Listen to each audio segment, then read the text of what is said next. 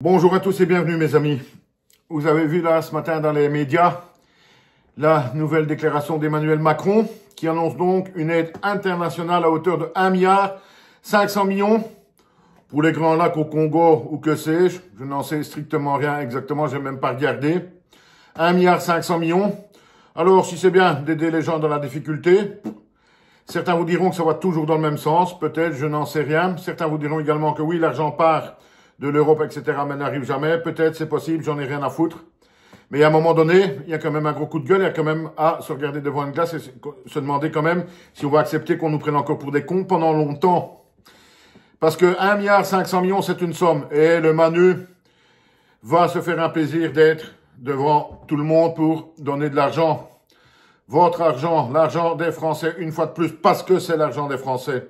Mais ça, c'est encore une autre question. Mais la question principale, nous sommes bien d'accord.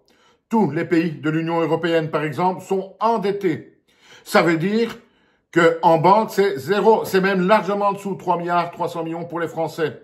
Vous, si vous avez bientôt un découvert de 200 €, on va vous tomber dessus. Ça va même être interdit. On le sait depuis quelques jours maintenant.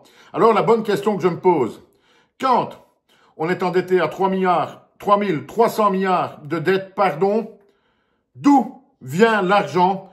D'où vient cet argent qui va alimenter cette caisse d'1,5 milliard pour une aide, je ne sais pas de tout quoi, au Congo, peu importe. Mais c'est la question que je me pose et que peu de gens se posent réellement. Si cet argent part, il part de où? Puisqu'il n'y en a plus. Là, on nous prend pour des cons.